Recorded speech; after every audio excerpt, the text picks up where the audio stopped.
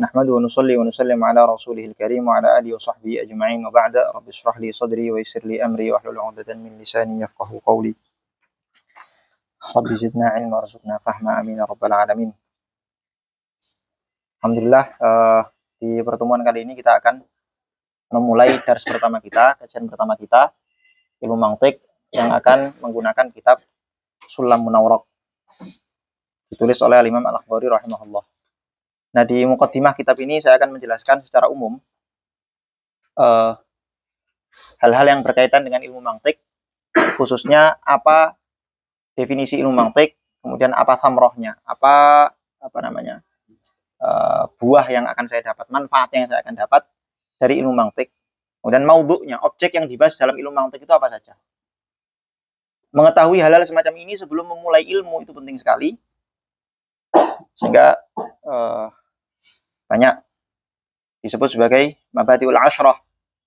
Inna mabadi'a kulli ilmin asyrah, al-haddu wal mawdu'u thumma thamarah, wa nisbatuhu wa fadluhu wal wadi' wal ismu wal istimdadu hukmu syari'.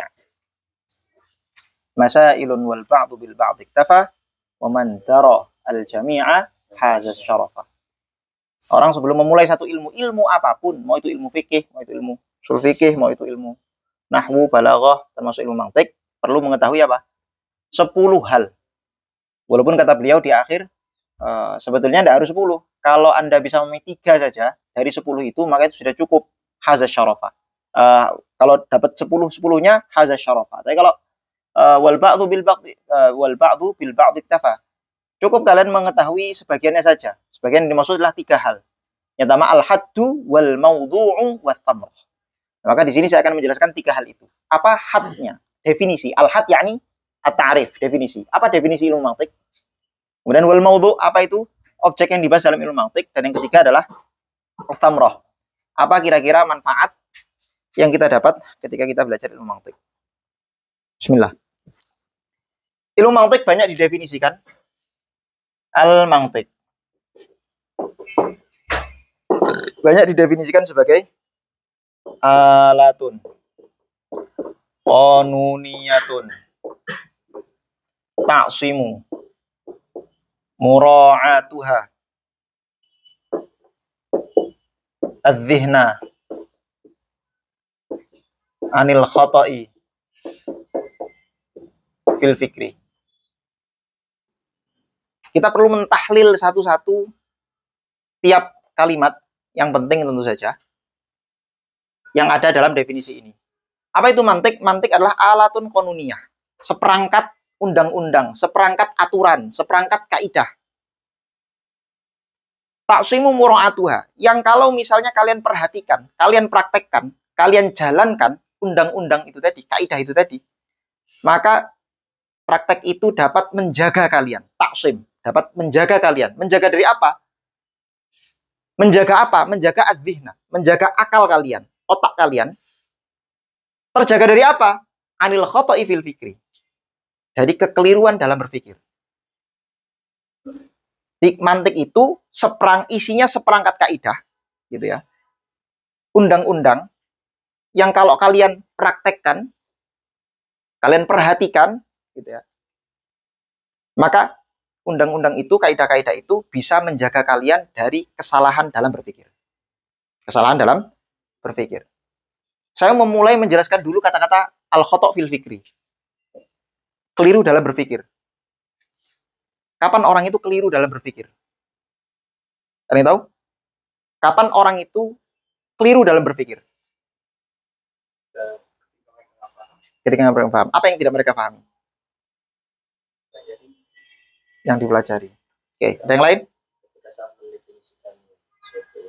Terus? Setengah 50. Jayid. 50 jayid kan kalau di usul ini? Hah? Sesuai. Oke. Ada yang mau nyoba yang lain? Al-khata' fil fikri, kekeliruan dalam berpikir itu cuma 2 saja sebabnya. Coba. Sababul khata'. Imma fi mufradin yujhalu ma'nahu wa imma fi murakkabin yajhalu sidquhu. Orang itu salah dalam berpikir secara umum sebabnya karena dua hal saja. Imma yang pertama karena dia tidak mengetahui tasawur sesuatu itu yang sedang dia bahas, yang sedang dia pikirkan. Atau dia tahu tasawurnya, tapi salah di dalam menghukuminya. Salah di dalam menghukuminya. Contoh, ada orang mengatakan, kita pakai contoh yang pertama tadi. Kamu datang kepada datang ke satu tempat yang belum ada dakwah sama sekali di sana gitu kan. Tiba-tiba Toblowi datang ke sana dakwah sama mereka. Dia nggak kenal Islam sama sekali sebelumnya. Dia nggak ngerti apa itu hatta Tuhan pun dia nggak tahu. Dia penyembah kaleng kerupuk misalnya. Di Madagaskar ada kaleng kerupuk? Nggak ada. Nyembah pohon pisang. Ada pohon pisang? Nggak ada. Nyembah kepending wes. Masuk gak ono kepending. Ya, bayangkan aja misalnya ada orang nyembah kaleng kerupuk gitu kan. Sama Toblowi didatangi, didakwai. Ya ayuhan nas. Ya ubadah kaleng kerupuk. Ittaqillah. Gitu kan. Takwalah kamu kepada Allah. Tegakkan sholat 5 waktu. Dirikan sholat 5 waktu. Inna sholata wajibatun ala kulli mukallaf. Sholat itu wajib atas setiap mukallaf. Ceramah itu Toblowi. Bayan maghrib dia. Di hadapan para penyembah kaleng kerupuk. Pertanyaannya para penyembah kaleng kerupuk ini apa yang dia tanyakan ketika mendengar khutbah yang menggelegar itu? Sholatlah 5 waktu. Kalau kalian tidak sholat, kalian akan disiksa, dipanggang di api neraka. Ini para penyembah kaleng kerupuk ketika dengar kata-kata, kalau kamu nggak sholat 5 waktu, maka kamu akan dipanggang di api neraka. Apa yang dia tanyakan pertama kali? Toblowi mengatakan, as-sholatu wajibatun. Apa yang dia tanyakan? Pasti dia bertanya, apa itu sholat? Nggak mungkin tiba-tiba orang yang nggak kenal Islam sama sekali, ketika dikatakan, sholatlah kamu, karena sholat 5 waktu itu wajib, terus pertanyaannya adalah, yang tiba-tiba muncul di kepala orang yang belum tahu Islam sama sekali, pertanyaannya, benar nggak sholat itu wajib? Buktikan kepada saya kalau sholat itu wajib. Loh, dia itu sholat, kalimat sholat saja, lafaz sholat saja dia itu nggak tahu. Maka kalau sampai dia tiba-tiba enggak, menurut saya sholat itu nggak wajib. Bayangkan, orang nggak pernah tahu Islam sama sekali. Terus dia bilang, menurut saya sholat itu nggak wajib. Itu mesti terjadi khotok fil fikri. Keliru dia, mesti mikirnya itu. Karena mestinya dia tanya dulu, sholat itu apa? Wajib itu apa? Wajib itu apa?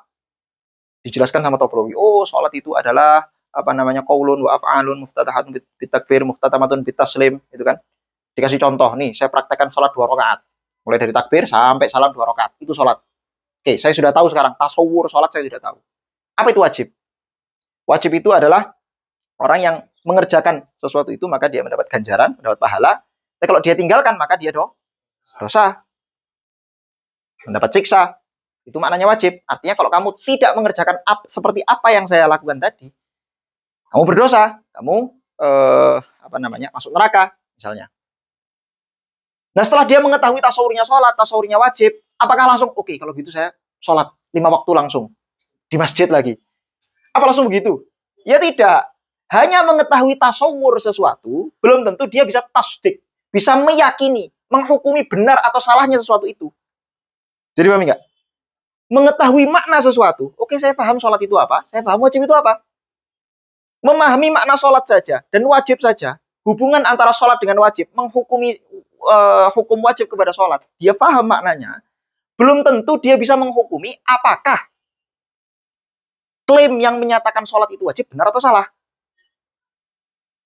Jadi paham nggak? Jadi langkah yang kedua yang perlu dia lakukan apa? Yang perlu dilakukan oleh Toblowi setelah menjelaskan definisinya.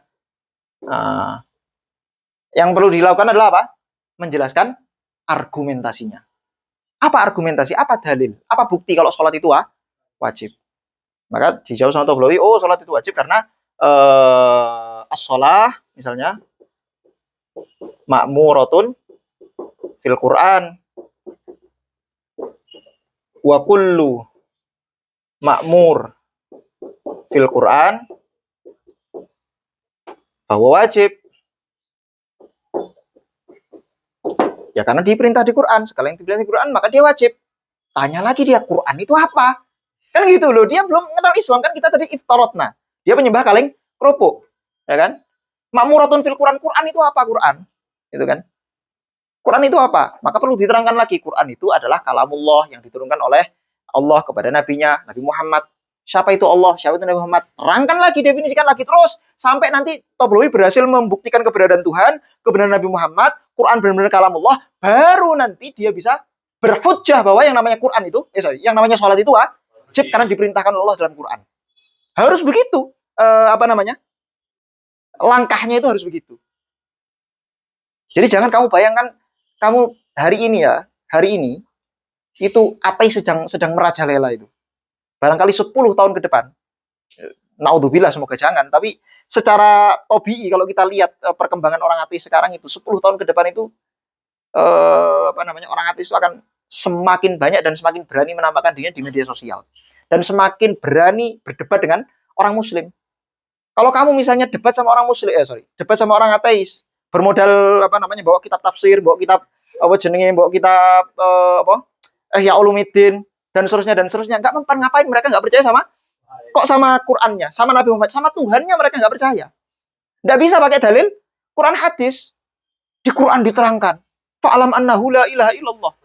Loh, aku nggak percaya Quran, Dul. Gitu. Nah, maka tartibnya perlu semacam itu. Jadi paham ya?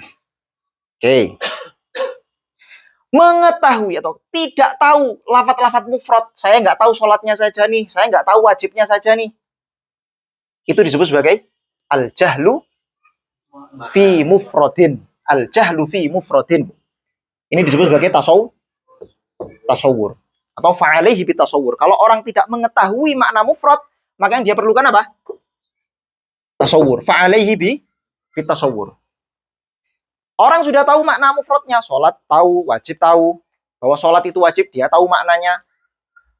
Yang dia tidak tahu, benar nggak sholat itu wajib? Apa argumennya? Apa dalilnya? Maka yang dia perlukan apa? Kalau yang dia tidak tahu itu bukan mufradnya, tapi murokabnya nih. Murokab khobari, yang disebut sebagai qadiyah. Qadiyah atau kalam khobari. Kalam khobari atau qadiyah itu apa? Ma yahtamilu siddiq wal kidhib.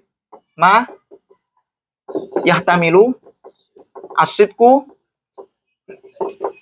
wal kidhbu lidzatihi. Setiap klaim, setiap proposisi, setiap ucapan yang dimungkinkan benar atau salah. Sholat itu wajib, mungkin benar, mungkin salah nggak? Iya, bisa dibenarkan, bisa disalahkan. Tuhan itu ada, mungkin benar, mungkin salah nggak? Iya, bisa dibenarkan, bisa disalahkan. Qadiyahnya, lidzatihi, gitu ya. Lidzatihi bisa dibenarkan, bisa disalahkan. Beda dengan kalau saya mengatakan Zaid gitu saja. Zaid bisa dibenarkan, bisa disalahkan? Nggak bisa. Apa? Kenapa Zaid? Apa hukum yang kamu beri kepada Zaid? Beri dulu hukum, baru nanti bisa dibenarkan, bisa disalahkan. Zaid kenapa? Zaid berdiri, Zaid jongkok, Zaid tidur, atau Zaid apa? Kasih hukum dulu. Yang ada hukumnya itu namanya kalam khobari. Kadang kalam itu murokab, tapi dia tidak ada hukumnya. Seperti misalnya saya bilang, Dul, ambilkan air. Misalnya. Dul, ambilkan air. Gitu ya. Terus tiba-tiba Dul bilang, salah. Loh, kok salah? Saya itu merintahkan kamu ambil air. Ambil, Dul. Ambil. Misalnya gitu. Loh, itu salah.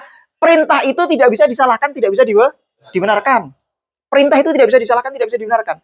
Kenapa? Karena perintah itu tuntutannya, imma kamu mau ngerjakan, imma kamu tidak ngerjakan. Tuntutannya, tolaknya itu semacam itu. Yang dituntut dari kalam insya'i, amr, perintah, itu adalah imma kamu kerjakan, imma kamu tinggalkan, selesai. Dulu ambilkan air, nggak mau. Itu malah benar. Daripada dia bilang, salah. Loh, kok salah? Gak nyambung. Gitu kan. Sudah makan belum kamu tadi? Salah itu. Loh, kok salah? Saya itu tanya. Ini kalam ini tidak bisa dibenarkan, tidak bisa disalahkan. Yang dibahas mantik tidak membahas kalam-kalam semacam ini. Kalam-kalam yang tidak bisa dibenarkan, tidak bisa disalahkan, tidak dibahas dalam mantik. Mantik hanya membahas kalam khobari atau qadiyah. Banyak namanya nanti. Ada qadiyah, ada muqaddimah, ada natijah, ada itu fi ma'nan wahid. Tapi iktibarnya berbeda. Jihatul iktibarnya berbeda. Itu nanti akan kita jelaskan. Tapi ala kulli hal, kalam yang murokab itu tadi ya. Ketika orang tidak tahu kalam yang murokab, yang dimana yang saya maksud dengan murakkab adalah kalam qadhiyah atau kalam khabari, maka ketidaktahuan dia itu disebabkan oleh apa? Dia nggak tahu argumentasinya. Zaidun qaimun, Zaid berdiri. Bisa benar bisa salah? Bisa benar bisa salah. Karena ada kemungkinan benar, ada kemungkinan salah, maka tunjukkan kepada saya apa bukti Zaid berdiri. Itu musyahadah. Tinggal kamu lihat aja Zaid berdiri. Oh iya. Misalnya. Itu kalam khabari. Tadi kalau orang tidak mengetahui makna-makna mufrad, maka yang dia perlukan apa? Tasawur. Kalau yang dia tidak ketahui makna-makna murakkab atau kalam khabari atau qadhiyah, maka yang dia perlukan apa? At-tasdiq. Dia perlu tasdik, perlu hujjah, perlu dalil. Fa'alaihi bid-dalil.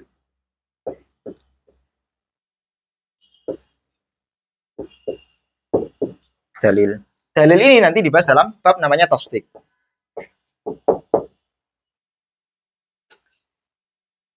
Sampai sini ada yang menanyakan nggak? Sampai sini jelas? Nah maka, coba perhatikan. Ketika saya mengatakan as-salatu wajibatun, di dalam mantik satu qadhiyah yang sempurna, atau kalam khabari. Kalau dalam nahwu ada mubtada, ada khabar, ada fi'il, ada fa'il. Kalam yang sempurna, kalamun lafdzun mufidun kastaqim, kalam yang sempurna dalam nahwu, yang kalau dalam mantik disebut sebagai qadhiyah, gitu ya. Itu nanti oleh mantik dibagi menjadi dua, ada maudhu dan ada mahmul. Ada maudhu, ada mahmul. Apa itu maudhu? Apa itu mahmul? Maudhu itu lafadz mufrad yang dikenai hukum. Mahmul itu yang menghukumi. Sederhananya begitu. Sederhananya, kalau saya pengen ngasih kalian tasawur yang sederhana dulu. Baru nanti semakin lama semakin dalam. As-sholatu wajibatun. Mana yang menghukumi, mana yang dihukumi? Sholat dihukumi. Dihukumi sebagai apa? Sebagai wajib. Berarti wajib yang menghukumi. Menghukumi apa? Menghukumi sholat. Maka nanti maudhu disebut sebagai mahkum alaih. Mahkum apa? Alaih. Kemudian wajib menjadi mahkum bi. Ada maudhu, ada mahmul, atau nama lainnya mahkum alaih, mahkum bi. Kalau dalam dalam nahwu mubtada dan khabar. Jadi pahami? Nah, jalan sampai kepada tasdik itu tadi, ada berapa jalannya tadi?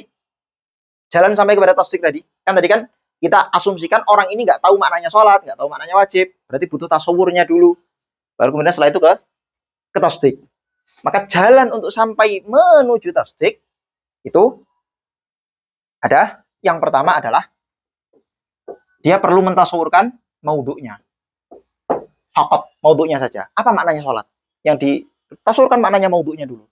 Setelah tahu maknanya maudhu', yang kedua tasawur apa? Aywa. Mentasawurkan apa? Mahmulnya. Setelah tasawur maudhu' dan tasawur mahmur, apa yang perlu dia lakukan? Enggak. Dia perlu tasawur nisbah. An-nisbah al-kalamiyah. Dia perlu tasawur nisbah kalamiyah. Apa itu nisbah kalamiyah? Jika yang pertama ini, kamu hanya mentasawurkan maudhu'nya saja, kamu tasawurkan sholatnya saja, yang kedua kamu hanya mentasawurkan wajibnya saja, alias mahmulnya saja, maka dalam tasawur nisbah kalamiyah ini, kamu mentasawurkan as-sholah al-wajibah. Kamu mentasawurkan dua-duanya sekaligus. Nisbah antara sholat dengan wajib. Nisbah antara maudhu' dengan mahmul. Nisbahnya. Dan ini penting. Karena nisbah ini sebetulnya pembahasan yang sangat panjang dalam ilmu mantik, tapi ringkasnya, nisbah ini nanti yang mengantarkan kita untuk bisa menghukumi apakah nisbatul wajib lis sholah yaqo au la yaqo. Maksudnya, saya menghukumi hukum wajib kepada sholat itu benar atau salah. Yaqo yakni benar, hukumnya itu yaqo terjadi atau tidak terjadi, yakni salah. Imma itsbat, imma nafi. Ketika kita memahami nisbahnya, maka setelah kita memahami nisbah kalamiyahnya, baru setelah itu kita bisa masuk kepada tasdik. Saya sudah mengetahui sholatnya, saya sudah maudhu'nya yaitu sholat, kemudian saya mengetahui mahmulnya, saya mengetahui nisbah keduanya, gitu kan?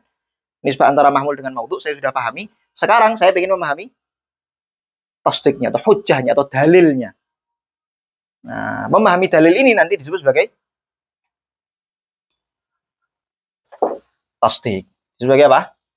Yang keempat ini disebut sebagai tasdik atau hukum. Al-hukmu bin nisbah. Nah, al-hukmu bin nisbah. Kamu menghukumi nisbah yang sudah kamu tasawurkan di awal tadi. Setelah kamu tasawur nisbahnya, kamu nisbahnya terjadi. Berarti benar, sholat itu wajib. Atau nisbahnya keliru, nisbahnya tidak terjadi. Artinya, sholat tidak wajib. Misalnya begitu. Jadi paham ya? Secara umum begini. Tapi nanti akan saya jelaskan lebih detail lagi insya Allah di pertemuan-pertemuan ke depan. Ingat, tadi kita menjelaskan definisi mantik. Kita baru menjelaskan definisi mantik. Dan tadi saya bilang, saya mau menjelaskan semua, setiap kalimat yang ada di definisi. Dan kita baru menjelaskan yang mana? Al-khata' fil fikri. Fikirnya sendiri belum kita tahu. Apa itu fikir kalau saya tanya sama kalian? Fikir itu apa? Dari tadi kita bilang khata' fil fikri. Khata' fil fikri. Fikir itu apa fikir? Gitu kan? Zihin, mura'ad zihna. Zihin itu apa zihin? Alat itu apa alat? Konuniyah itu apa konuniyah? Itu belum kita bahas. Tapi secara umum kamu sudah mengetahui dapat tasawur ijmalinya kan? Tasawur apa namanya? Secara global kamu sudah tahu oh mantik itu membahas tentang ini isinya kaidah-kaidah, sekumpulan kaidah-kaidah yang kalau saya apa namanya? Kalau saya apa namanya? Perhatikan atau saya terapkan kaidah-kaidah ini maka penerapan ini bisa menjaga saya dari kekeliruan berpikir. Kekeliruan berpikir itu imma fil mufrad wa imma fil murakkab. Kalau fil mufrad maka saya butuh pada tasawur, kalau fil murakkab maka saya butuh pada tasdik dan seterusnya dan seterusnya. Mafhum? Alhamdulillah. Ya. Tasawur nisbah kalamnya berarti hampir menyerupai seperti tasdik. Enggak, bukan. Kalau tasawur itu kamu belum menghukumi apakah nisbahnya terjadi atau tidak terjadi. Kamu hanya mentasawurkan saja. Sekarang saya tanya misalnya. Kalau saya mengatakan, misalnya saya mengatakan, ini sebagai contoh, litakribil paham saja. Untuk memudahkan pemahaman. Misalnya saya mengatakan, al-insan hajarun. Manusia itu batu. Kamu memahami, insan itu apa insan? Oh, insan itu hayawanun nautik. Makhluk hidup yang bisa berpikir. Insan. Hajarun. Saya menghukumi insan sebagai hajar. Manusia adalah batu. Ada nisbahnya nggak? Ada nisbahnya nggak? Tergantung. Yang kamu maksudkan dengan insan batu itu apa? Batu itu apakah maksudnya majazi atau hakiki? Kalau maksudnya majazi, maka ada nisbahnya. Artinya kamu sedang menghukumi orang ini saking bebalnya, seolah-olah dia kayak batu. Misalnya gitu. Jadi artinya nisbah ini, jadi kamu baru mentasawurkan nisbahnya. Belum menghukumi apakah benar orang itu bebal atau enggak. Belum ada hukum di sini. Kamu baru mentasawurkan nisbahnya saja. Nisbahnya ini, nisbah seperti apa? Gitu kan? Insan batu itu gimana nisbahnya? Apakah maksudnya dia batu, dia dikutuk jadi batu maling kundang? Atau maksudnya batu itu ya dia bebal, itu dianggap batu gitu aja? Atau dia nakal, dianggap ini kayak batu gitu, nggak bisa dibilangin, nggak bisa di apa namanya, nasehatin dan seterusnya dan seterusnya. Atau, nah itu perlu dipahami dulu kan nisbahnya. Maksudnya apa ini? Nah, pemahaman nisbah itu disebut tasawur nisbah al-kalamiyah. Belum dihukumi. Bagaimana kamu bisa menghukumi sesuatu kalau nisbahnya saja kamu belum memahami? Al-insan hajarun, salah itu. Loh kok salah? Mana ada manusia batu? Yang saya maksud bukan manusia jadi batu kayak maling kundang. Yang saya maksud itu dia bebal. Oh iyalah. Berarti kekeliruan dia dalam tasawur. Kelirunya dalam tasawur. Perlu nisbah ini penting sekali untuk ditasawurkan dulu sebelum dia masuk ke tasdik. Tasdik menghukumi bahwa nisbahnya betul terjadi atau nisbahnya tidak terjadi. Ada penghukuman di situ. Insya Allah nanti akan saya jelaskan lebih panjang. Tapi ini bukan inti penjelasan saya itu tadi al-khata' fil fikri itu loh. Macam-macam khata' fil fikri itu. Inti penjelasan saya di situ. Jadi fokus di bagian ininya dulu saja. Bagian apa namanya maudhu' mahmulnya dulu. Yang ini ya ini kalian akhirkan enggak apa-apa. Nah, inti yang di sini adalah al-khata' fil fikri. Khata' fil fikri ada dua macam, imma tasawur, imma tasdik atau fil mufrad, imma fil murakkab. Oke, dihapus.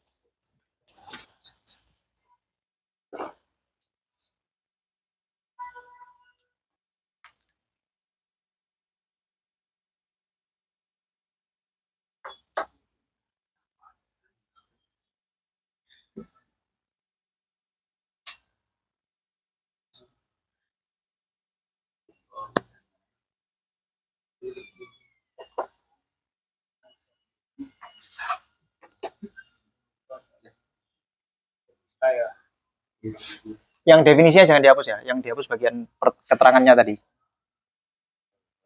Definisinya jangan.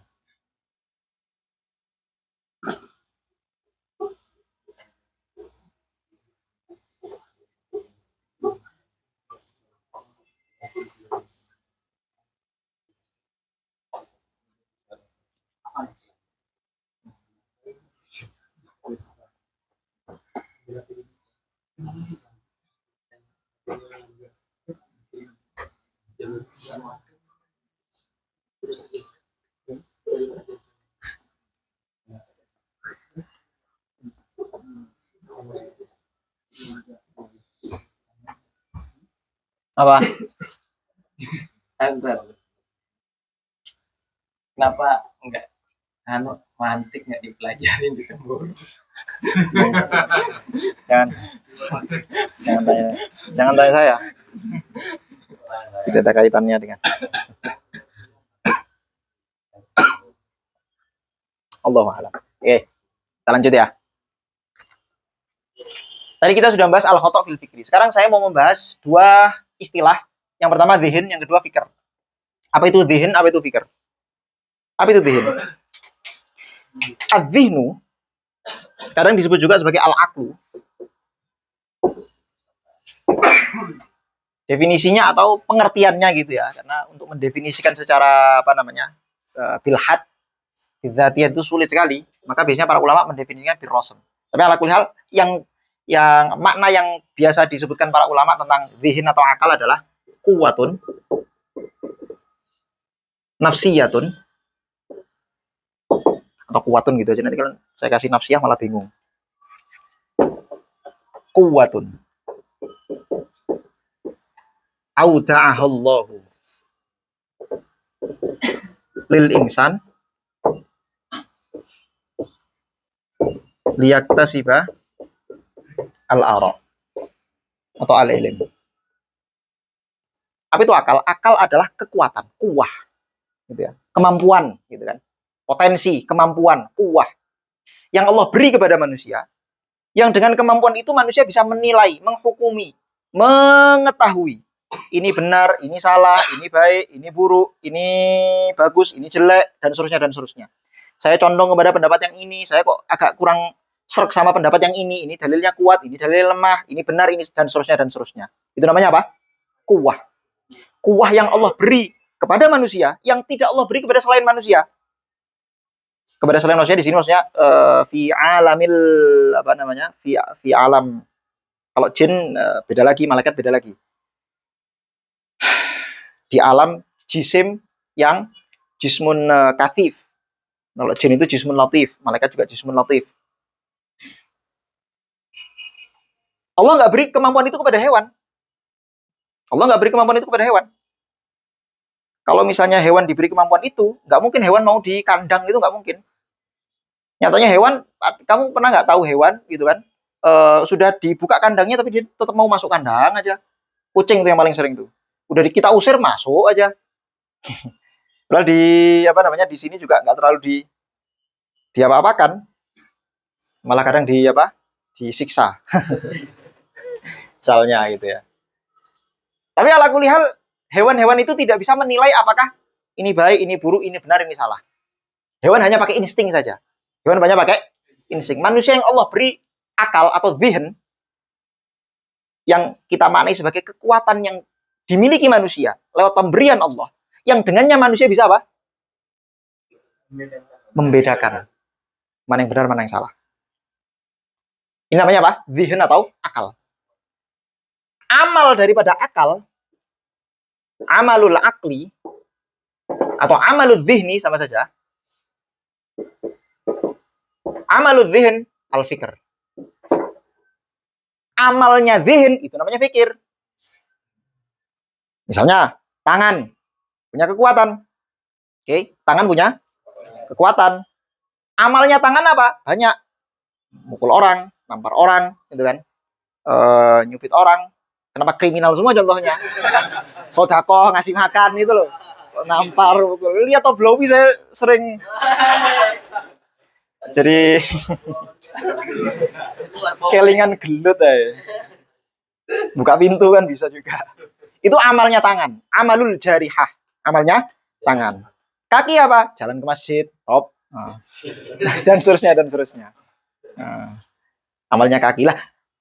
Kuah yang ada di zihinnya manusia. Kuah yang berupa zihinnya manusia itu. Kuah yang berupa zihinnya manusia. Itu punya amal juga. Apa namanya? Amalnya adalah al-fikru. Amalnya apa? Al-fikru. Amalnya dinamakan sebagai al-fikru. Bedanya kalau tangan itu amalnya hissiyah. Bisa diindra secara langsung. Tapi kalau amalnya zihin, maknawiyah. Tidak bisa diindra. Tiba-tiba orang itu cerdas gitu. Tiba-tiba, ya nggak tiba-tiba, mesti ada amal. Mesti ada usaha-usaha tertentu sehingga dia bisa mengetahui sesuatu. Tapi ala kulihal tidak terlihat, tidak nampak secara apa? Secara hissi itu tidak nampak. Oke. Itu namanya apa? Al-fikru. Maka fikir ini bisa kita sebut sebagai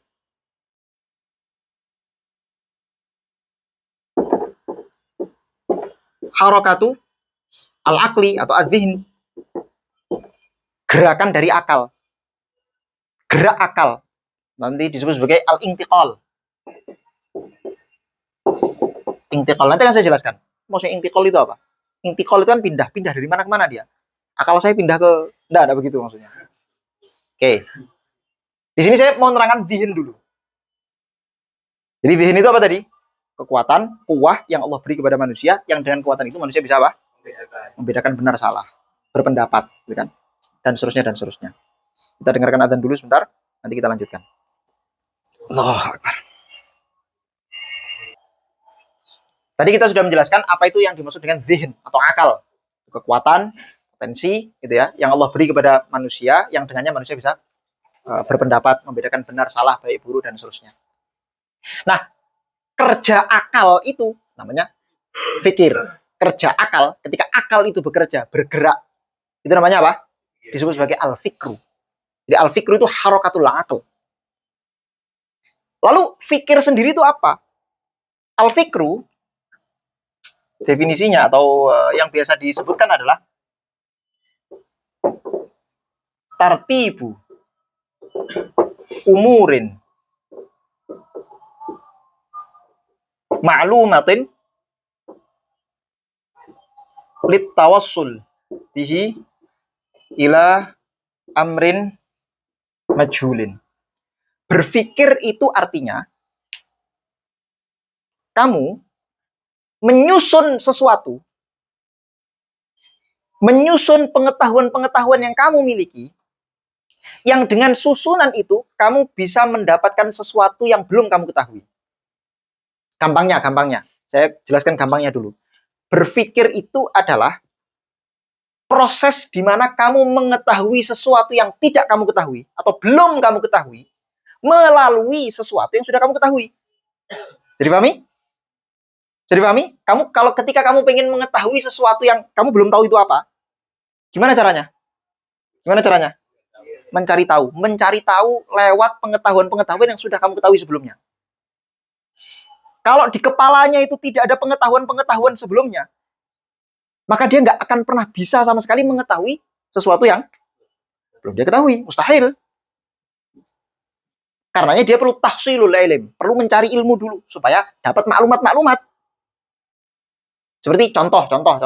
Kamu nggak tahu apa itu misalnya insan itu apa sih insan itu? Apa itu insan? Misalnya kamu nggak tahu insan itu apa. Maka saya tanya sama kamu tahu hayawan nggak? Oh tahu, hayawan tahu saya. Hayawan itu kan syai'un hai atau kainun hai. Setiap makhluk yang hidup. Tahu nggak maksudnya? Oh iya tahu, hayawan saya tahu. Oke. Natik tahu nggak natik? Oh natik saya tahu. Kainun mufakir yang bisa berpikir. Nah, karena kamu sudah mengetahui dua pengetahuan, yang satu pengetahuan ini adalah namanya apa namanya? Hayawan, dan yang satu natik, maka saya katakan sama kamu, insan itu hayawanun natik. Oh, insan hayawanun natik. Jadi kamu yang awalnya tidak tahu insan itu apa, menjadi tahu ketika kamu sudah memiliki pengetahuan sebelumnya, hayawan itu apa, natik itu apa. Bayangkan misalnya di otak kamu nggak ada sama sekali maklumat yang namanya hayawan natik. Gimana caranya? Ya saya harus jelaskan hayawan dulu itu apa. Saya perlu tasawurkan dulu hayawan itu apa. Natik itu apa saya tasawurkan. Nanti hayawan itu apa tasawurnya? Oh, hayawan itu adalah jismun nami mutaharrik bil iradah. Tambah bingung aku. Terus pokoknya harus sampai pada satu pengetahuan yang dia ketahui. Kalau dia belum ketahui pengetahuan sama sekali, ya diajari. Dikasih tahu. Itu namanya tahsilul ilm. Dia perlu menambah apa mengkonsumsi gitu ya kira-kira. Mengkonsumsi dulu pengetahuan. Mengkonsumsi maklumat dulu sebelum. Sekarang saya tanya misalnya, apa itu kalimah? Apa itu kalimah? Anggap kalian nggak tahu kalimah. Terus apa itu kalimah? Kalian perlu cari maklumat-maklumat yang di kepala kalian. Kalimah itu apa ya kalimah? Apa kira-kira maklumat-maklumat yang munasabah, ada kecocokan dengan kalimat. Lafat ada nggak lafat? Oh ada, oke, lafat. Apalagi mufrad, oke mufrad. Berarti kalimat adalah lafat yang mufrad. Lafat yang mufrad. Kalau murakkab mufid disebut kalam, kan gitu. Dalam nahwu itu loh. Misalnya contohnya. Ya intinya fikir itu apa fikir? Fikir itu adalah kamu pengen mengetahui amrun majhul, pengen mengetahui yang majhul melalui perkara yang maklum. Mengetahuinya gimana? Dengan tartibu umurin maklumah. Maklum kamu itu perlu ditartib, diurutkan, disusun itu dia. Perlu disusun. Sehingga menjadi apa? Sehingga menjadi satu pengetahuan yang dengannya kamu mengetahui majhul. Mengetahui sesuatu yang belum kamu ketahui. Barangkali ini kelihatan abstrak, tapi ini penting sekali. Karena nanti kaitannya ketika kita masuk dalam bab apa namanya tasawur dan tasdik ini, kalau kalian belum paham, kalian nanti ulang lagi. Insya Allah semakin lama semakin jelas. Tapi yang ingin saya terangkan di sini itu adalah fikir itu harokah. Ya, fikir itu al-fikru huwa al-harokah, harokatul akal atau intikal. Intikal dari mana ke mana? Intikal dari mana ke mana tadi? Dari umurin maklumah, saya mau intikal dari pengetahuan yang sudah saya ketahui ini. Untuk kemana? Untuk sampai kemana? Litawassul ila amrin majhul. Untuk saya sampai kepada sesuatu yang belum saya ketahui. Itu namanya fikir. Jadi mikir itu harus apa? Dimulai dari sesuatu yang sudah saya ketahui untuk sampai kepada yang belum saya ketahui. Misal, Zaki. Malam-malam otaknya intikal dari satu titik ke titik lain tuh. Mikir apa namanya misalnya kiriman, mikir kuliah, mikir apa namanya ada perempuan. Ibu masa nggak punya ibu? Ibu kan perempuan, gimana sih masa mikir perempuan? Loh, iya dong, perempuan kan ibu. Masa di otak kamu apa perempuan?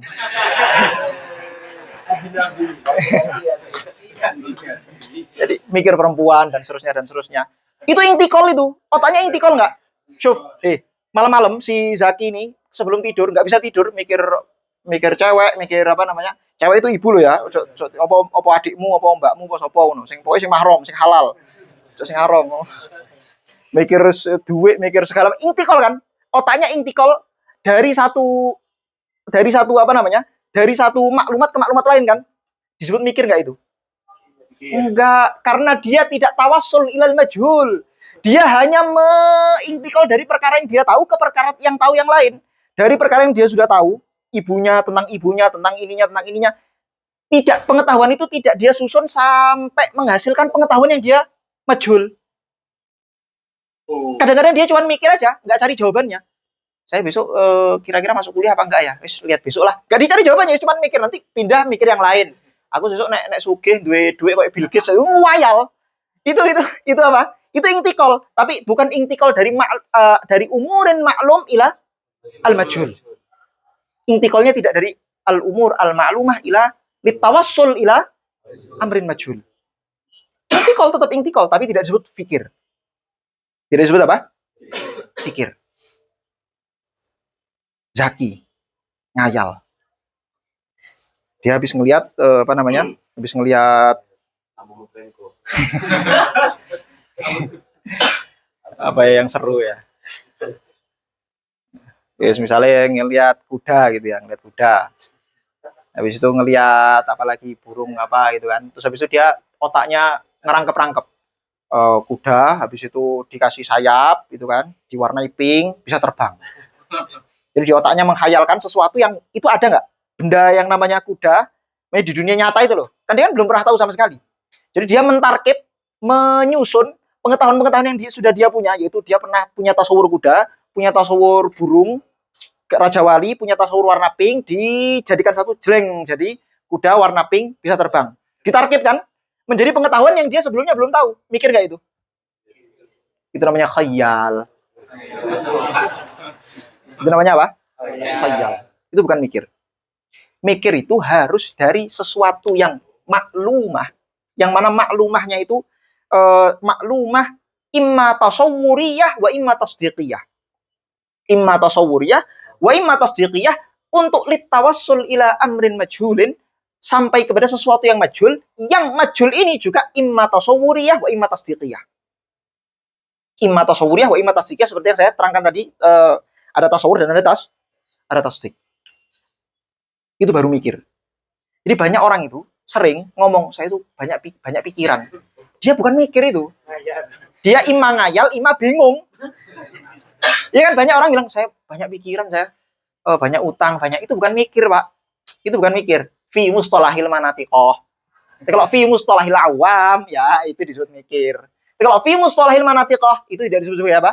Mikir. Mikir itu enggak gitu. Mikir itu harus intiqal min amrin majhulin, min amrin ma'lumin litawassul bihi ila amrin majhulin.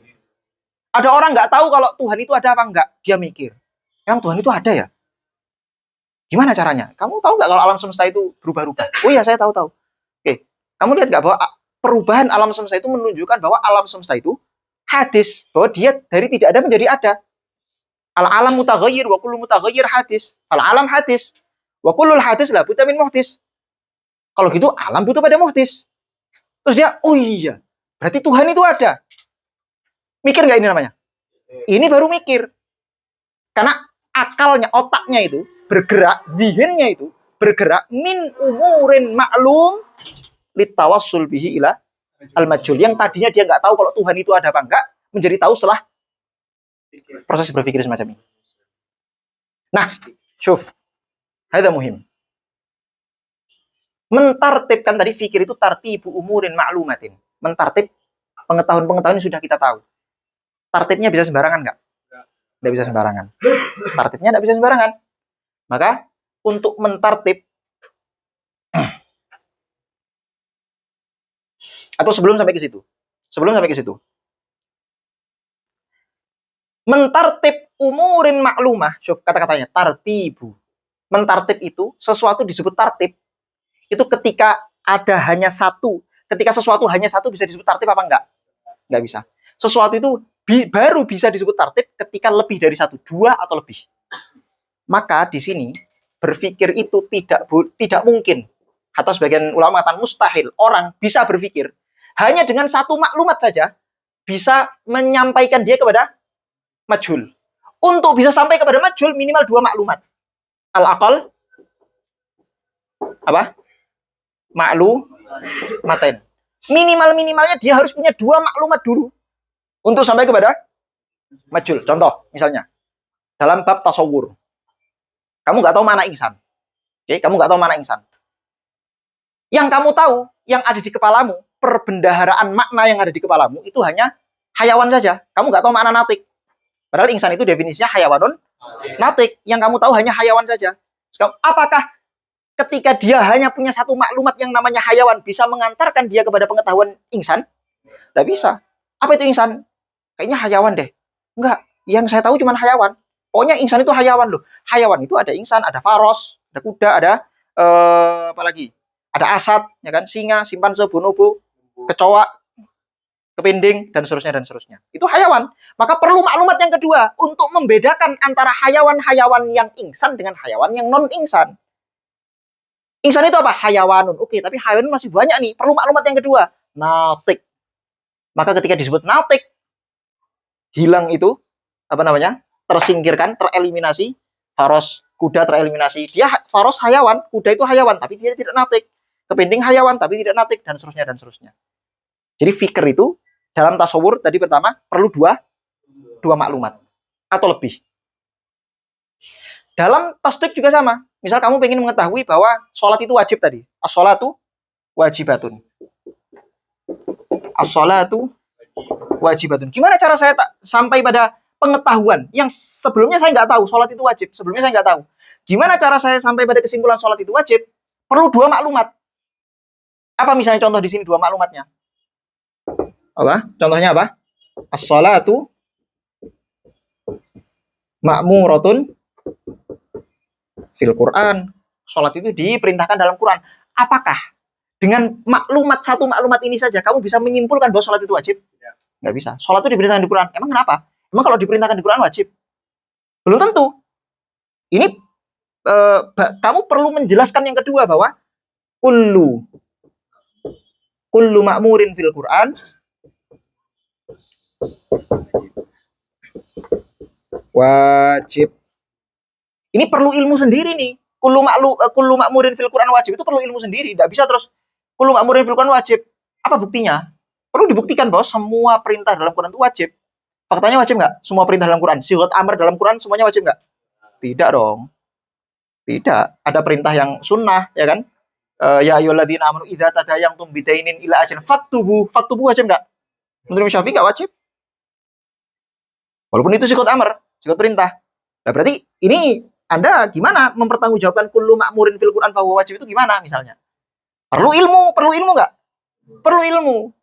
Jadi bayangkan untuk sampai pada satu majhul itu perlu minimal dua ilmu. Minimal perlu dua ilmu. Atau lebih. Jadi pahami? Alhamdulillah. Nah, kemudian fikir ini ada syaratnya. Tadi ya, tartibu umurin maklumatin, mentartib maklumat-maklumat itu ada syaratnya. Nggak bisa sembarangan. Anda nggak bisa mentartib, main tartib gitu saja. Ada syaratnya. Apa syaratnya? Yang pertama adalah harus ada munasabah. Munasabah bainal maklum wal majhul. Ada munasabah antara maklum dan majhul. Kamu kan pengen tahu majhul kan tadi? Melalui perkara yang maklum kan? Sekarang misalnya yang maklum itu nggak ada munasabahnya sama sekali dengan majhul. Bisa nggak kira-kira kamu mengetahui majhul? Nggak bisa. Misal kamu nggak tahu makna kalimat. Apa itu kalimat? Saya nggak tahu makna kalimat. Oke. Perbendaharaan makna di kepalamu apa saja? Ada kepinding, ada pintu, ada itu. Saya punya makna banyak tuh di kepala saya. Ada apalagi gunung, ada segala macam. Tapi nggak ada satupun makna-makna di kepalamu itu yang ada munasabahnya dengan kalimat. Kira-kira apakah maklumat-maklumat yang di kepalamu itu akan menyampaikan kamu pada? Tidak bisa. Maka tartibu umurin maklumatin dzu munasabatin. Yang ada munasabah dengan apa? Dengan majhulnya. Harus ada munasabah. Syarat yang kedua adalah bihayatin makhsusoh.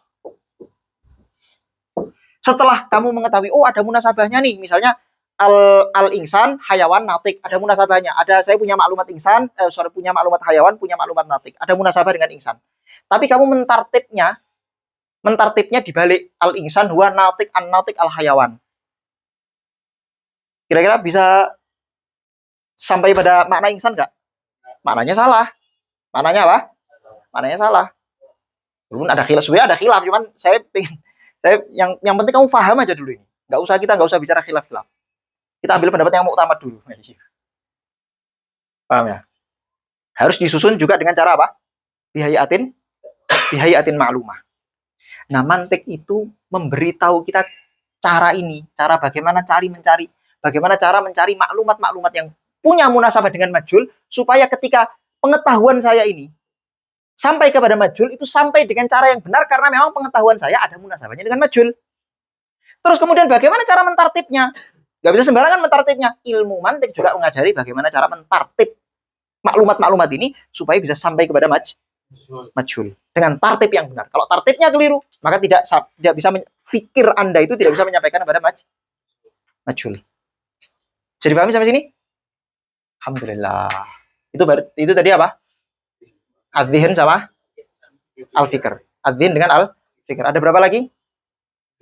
Ada dua lagi. Ini gampang. Konuniyah itu kita pakai alat dulu deh, alat. Atau konuniyah dulu yang paling gampang. Konuniyah itu apa konuniyah? Konuniyah itu ya undang-undang, ya kaidah-kaidah gitu kan. Al-qawaid. Al-kulliyah. Tang dari jufihi. Al-juz'iyat.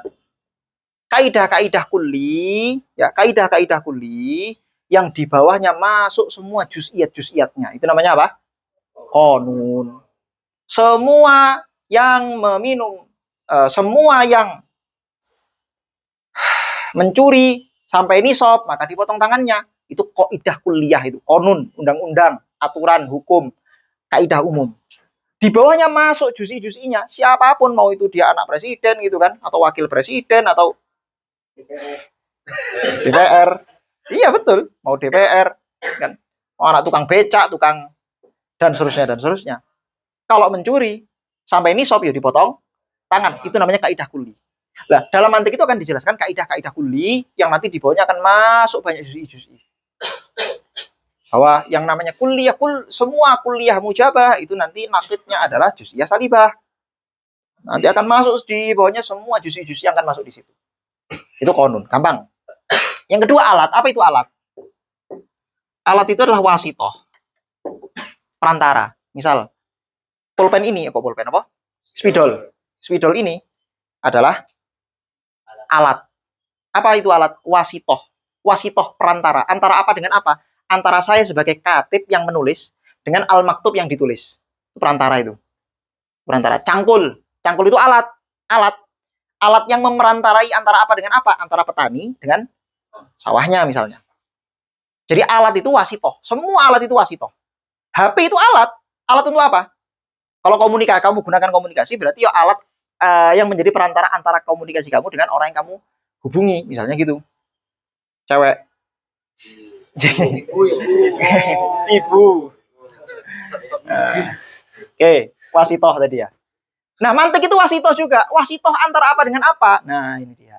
Mantik itu wasitoh antara fikir kamu, pemikiran kamu, al-fikru, harokatul akal itu tadi, antara harokatul akal yang ada di kepalamu itu tadi. Dengan apa? Dengan al-majhul atau al-matlub. Mantik itu menjadi perantara antara pikir kamu supaya kamu ketika akal kamu itu bergerak menuju matlub itu nggak melenceng, nggak salah, nggak belok.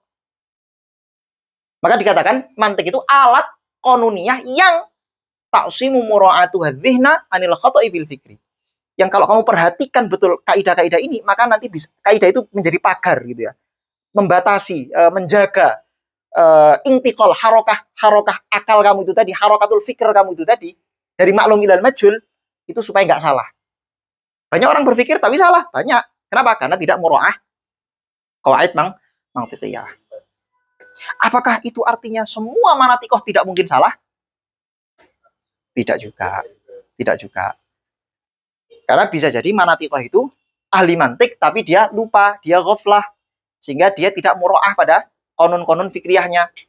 Atau kadang konon fikriyahnya dipakai, tapi salahnya bukan dari sisi mantiknya, surahnya. Karena mantik itu hanya berbicara tentang surah. Nanti insya Allah akan saya jelaskan besok masalah ini. Mantik hanya bicara surah, dia nggak bicara maddah. Barangkali salahnya di maddahnya. Dan seterusnya, dan seterusnya. Ada banyak kemungkinan kekeliruan yang tidak hanya di mantik saja, tapi mantik itu salah satunya dan yang terpenting. Dan yang terpenting. Jadi paham ya? Oke, ada yang mau ditanyakan? Maklum umurin maklumah itu Ya. mesti apa yang dipanca indra hawasi apa bisa? Enggak. Pokoknya apapun yang kamu ketahui. Imma itu mahsus atau ghairu mahsus. Karena maklum, sesuatu yang kamu ketahui itu bisa jadi itu mahsus. Misalnya, nih, dua spidol mahsus, bisa saya lihat langsung. Itu kan? Tuhan, itu maklum juga bagi saya. Tapi walaupun saya nggak bisa lihat, tapi saya bisa mengetahuinya melalui istidlal akli. Contoh yang lain misalnya, saya mengatakan al-harokah was-sukun, gitu ya, atau al-mutanaqidon yastahil. At-tanaqud yastahil. Contohnya misalnya saya mengatakan tiang yang bergerak sekaligus diam di saat yang sama mustahil terjadi. Saya tahu itu, pasti, yakin saya. Nggak mungkin ada tiang yang bergerak sekaligus diam di saat yang sama. Mustahil. Benda bergerak sekaligus diam di saat yang, pertanyaannya, benda yang bergerak sekaligus diam saat yang sama, itu saya pernah lihat nggak? Nggak pernah kan? Nggak mahsus kan itu kan? Kenapa kok saya tahu itu benar? Kenapa saya tahu itu mustahil? Lewat akal. Jadi pengetahuan-pengetahuan yang dimaksud di sini nggak hanya pengetahuan yang mahsus, tapi apa? Pengetahuan yang Ghairu mahsus, yang makul. Allahu a'lam. Yang lain? Yang adhin itu kan Sebentar, kita kita lanjutkan pertanyaan nanti dulu. Ini terakhir, maklumat terakhir. Allahu Akbar. Ringkasan dari apa yang saya sampaikan tadi. Setelah kalian mendengarkan penjelasan saya tadi, lima kalian paham 100% atau enggak, dan saya yakin pasti enggak sampai 100%, barangkali ya 50% atau 30%, Allah alam, tapi yakinilah bahwa semua yang saya jelaskan ini penting semua, tidak ada yang tidak penting.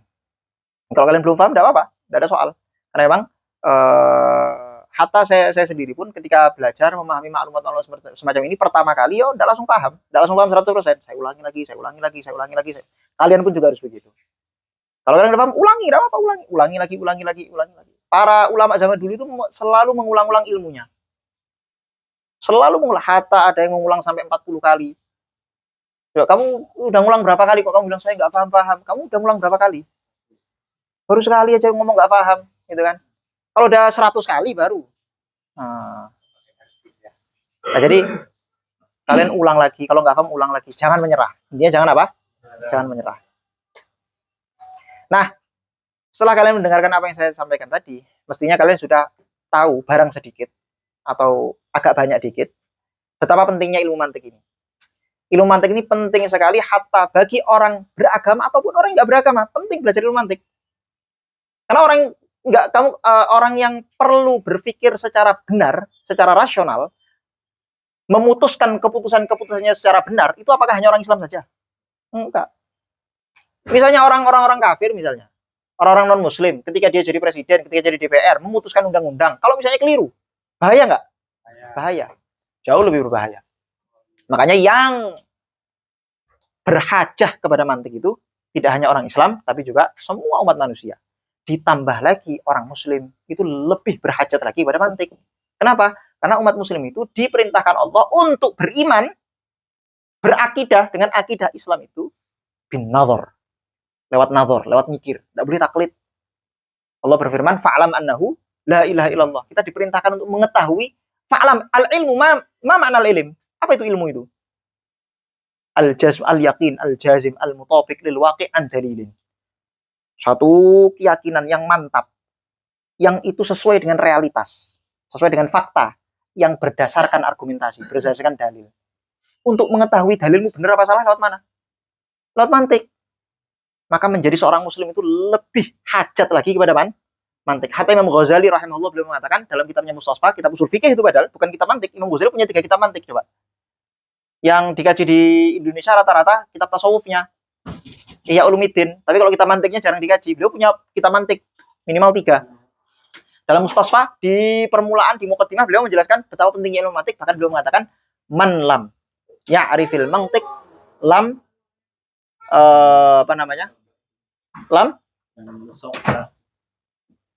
ya pokoknya orang yang lam yuthaq bi ilmi. Orang yang tidak mengetahui ilmu mantik maka ilmunya tidak bisa dipercaya. Syarat orang jadi nggak usah jadi mujtahid. Jadi orang biasa thalibul ilmi saja, itu kalau tidak mengetahui mantik, kata Imam Ghazali, ilmunya nggak bisa dipercaya.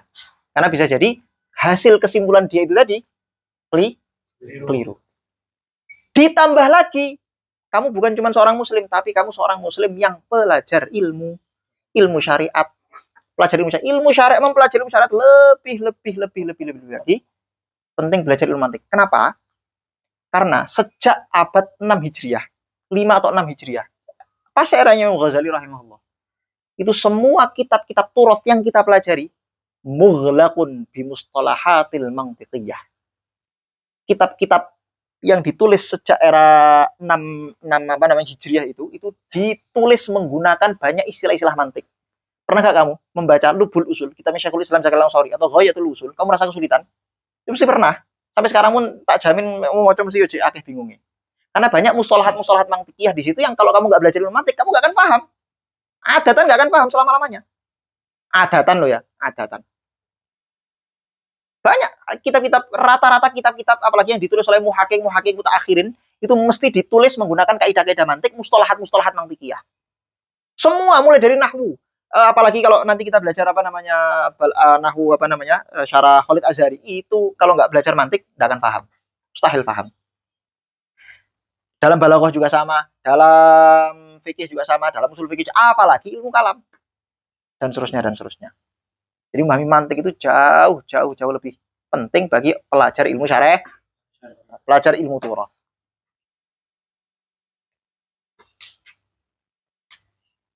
Jadi paham ya? Itu wajhul hajah ilal mantik. Kenapa kita penting mempelajari ilmu mantik? Bentar, kayaknya saya lupa ada sesuatu yang belum saya sampaikan. Allah.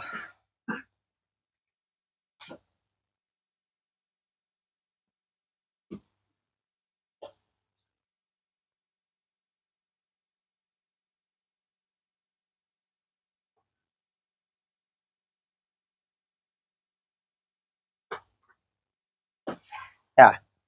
Dan yang terakhir, ilmu mantik itu perjalanannya panjang. Karena banyak kitab yang sebenarnya perlu kita pelajari dalam ilmu mantik. Tapi banyak guru-guru kita di sini mengatakan bahwa percayalah kalau kalian menghabiskan harta kalian, waktu kalian, umur kalian, tenaga kalian untuk mantik. Kalian misalnya habiskan waktu, umur, tenaga selama 2 tahun saja mempelajari mantik sampai level tertentu. Itu nanti dapat meringkas perjalanan thalibul ilmi Anda. Misalnya Anda orang ente nggak belajar mantik, langsung belajar fikih atau usul fikih. Barangkali untuk jadi mutqin, betul-betul mutqin butuh 10 tahun misalnya. Tapi kalau Anda sudah mempelajari ilmu mantik dan sudah mutqin betul ilmu mantiknya, maka Anda belajar fikih dan usul fikih yang asalnya orang-orang tanpa ilmu mantik itu 10 tahun, Anda bisa 3 tahun saja, 4 tahun saja. Jadi mantik itu bisa meringkas perjalanan belajar ilmu di semua fan ilmu, mau itu khususnya di usul fikih dan ilmu kalam. Dan fikih itu membutuhkan usul fikih. Kalau kalian mungkin di usul fikih, maka memahami fikih itu ya tetap agak sulit, tetap sulit. Fikih itu yang paling sulit sebetulnya. Orang yang merasa fikih itu kayaknya lebih mudah ilmu fikih daripada mantik. Antayani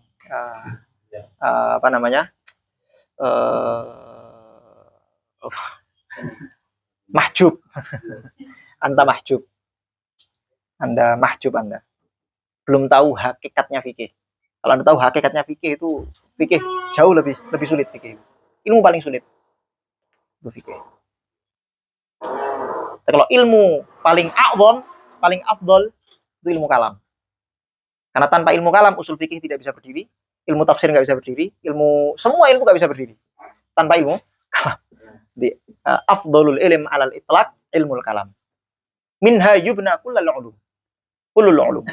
Dari ilmu kalam dibangun semua ilmu-ilmu Islam. Makanya kalau kita lihat di kitab-kitab usul fikih itu selain banyak sekali membahas tentang ilmu kalam. Dari tahsin wa takbih itu kan. Syukrul mun'im itu kalau yang pernah belajar Jawami. Syukrul mun'im itu apakah akli atau syar'i? Itu bahasan apa kok usul fikih dan syukrul mun'im itu. Itu ilmu kalam. Ada kaitannya, ada seluk-beluknya antara ilmu kalam dengan usul fikih. Yang semua itu akan mudah insyaallah akan kita pahami kalau kita mungkin dalam ilmu mantik.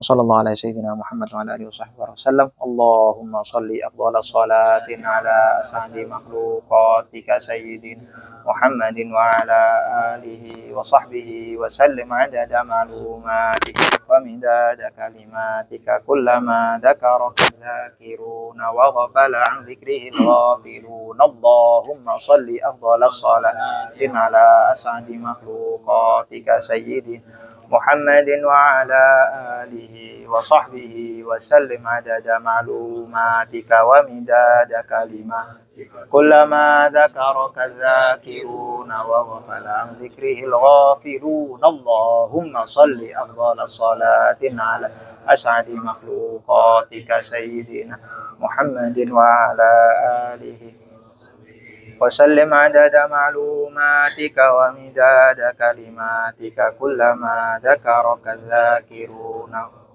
عن ذكره الغافلون. الفاتحة.